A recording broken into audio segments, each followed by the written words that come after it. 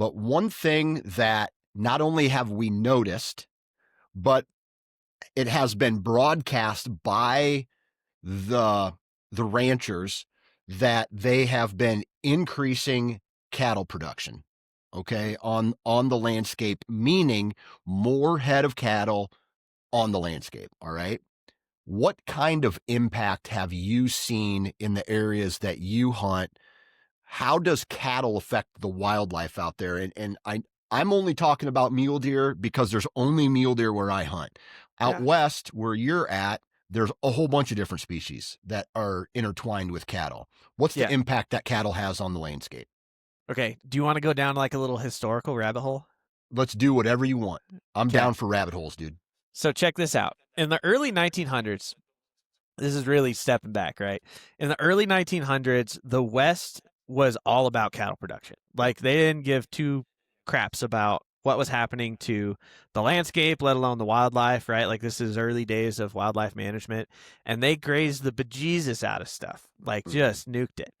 And then, like, in the 1930s and 20s, they started really scaling back on that to try to, especially right after the Dust Bowl, they scaled back a lot on cattle production. And we're trying to take care of the landscape a little bit more because they've just been kicked in the teeth with the Dust Bowl and like the ensuing droughts and low production on the landscape.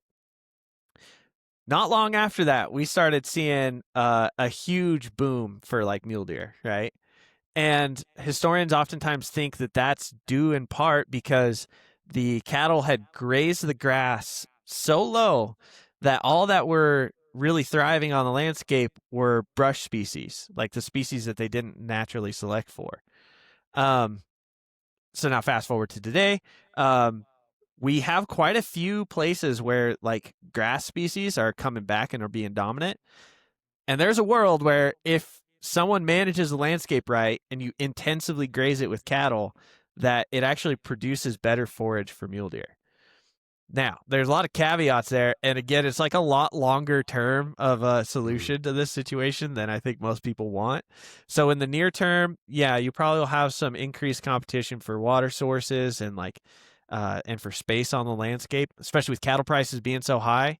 But if you can get good precipitation, if you can get rain out of the sky, and intensive grazing from cattle, it can help mule deer habitat. Now, I'm not going to say that everywhere, right? Like each little microcosm is a little different, whether you're talking about the sagebrush hills in Wyoming or you're talking grass prairies in South Dakota and Nebraska. Like, you're going to get some different pockets of how that impacts. But I'm not too worried about it in the long term, especially because like wildlife, the cattle like herd sizes fluctuate a lot with prices and availability. So right now people are building up herds because the prices are really good and there's grass on the landscapes. It'll come down eventually. So a little bit of that is, go ahead. So maybe we're at a point where cattle production is high because prices are high for profits are high for, if you're raising cattle, and maybe rain had something to do with it. Because one thing that I did notice was there was a lot of water in creek beds that were not there. So that maybe there was more of a distribution of the herd because there was more water available throughout the entire landscape.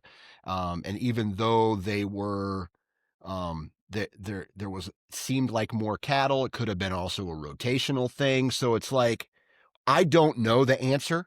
All I know is what my eyes were telling me. And because I don't have access to all this private ground, I'm only limited to what I can see on the public that I see, and, the grazing that I see, and then like whether there's water in a ditch or something like that. And so I'm guessing that all in some way, shape, or form has a role in what a hunter observes while they're chasing whatever species they're chasing. Yeah, and having a bunch of cows on the landscape sucks for hunting, just like from an experience perspective. Like, I totally agree there.